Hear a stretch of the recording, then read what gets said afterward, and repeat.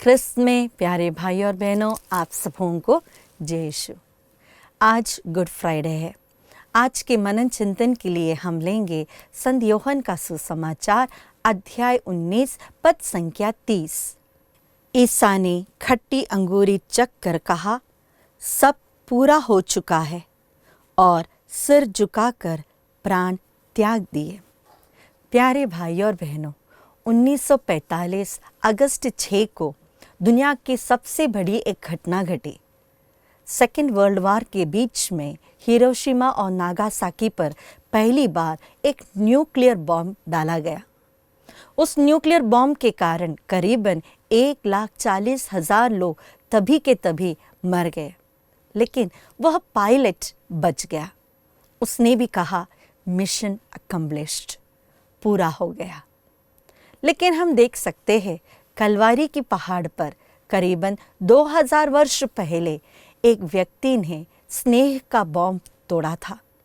क्रूस के ऊपर उसने उस बॉम्ब को डाला था। जितने भी लोग दुनिया में तभी थे और अभी है और आने वाले हैं, वे सब बच गए, लेकिन वह व्यक्ति नहीं बचा।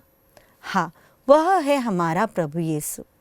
ईश्वर ने इस दुनिया को इतना प्रेम किया कि उसने अपने एकलौते पुत्र को हमारे लिए, हमें पापों से बचाने के लिए और हमें अनंत जीवन देने के लिए इस सूली पर चढ़ा दी। हम जब देखते हैं कि सूली पर जो यीशु है वो बहुत सुंदर है।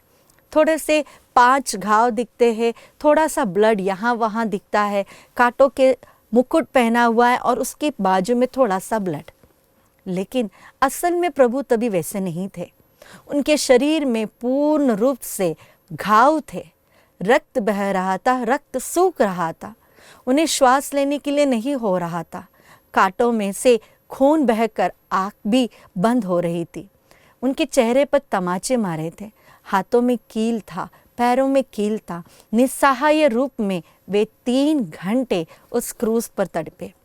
लेकिन वह यीशु ने हमेशा प्रेम का पाठ सिखाया। संत यूहन्ना का सुसमाचार अध्याय 10 पद संख्या 18 में हम पढ़ सकते हैं, कोई मुझसे मेरा जीवन नहीं हर सकता, मैं स्वयं उसे अर्पित करता हूँ। मुझे अपना जीवन अर्पित करने और उसे फिर ग्रहण करने का अधिकार है। मुझे अपने पिता की ओर से यह आदेश मिला है।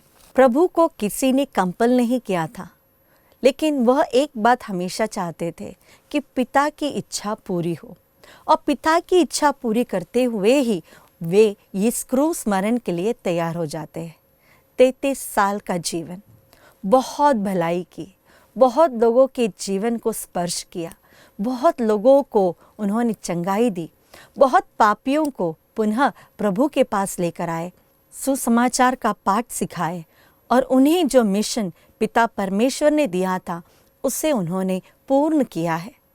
क्रूस पर पड़े हुए यीशु के मन में हमेशा एक बात जरूर रही होगी, मिशन इज अकम्प्लिश्ड। मानव जाति को पाप की दास्ता से मैंने मुक्त किया। इस दास्ता से मुक्त करने के लिए उन्होंने बहुत बड़ी कीमत चुकाई, अपना प्राण त्याग दिया, अपना रक्त बहाया, एक बहुत कठिन और भयानक मृत्यु अपनाए। लेकिन यह सब ईश्वर के प्रेम का प्रतीक है। हम गुड फ्राइडे कहते हैं। हाँ, यह गुड फ्राइडे ही है, क्योंकि इसी दिन प्रभु ने हमें पाप की दास्ता से, मृत्यु की दास्ता से, इन सभी चीज़ों से प्रभु ने हमें बचाया और शैतान को और उसके सभी कर्मों को उनके पैरों तले कुचल दिया। क्रूस आज प्रेम का प्रतीक है, ईश्वर की करुणा का प्रतीक है।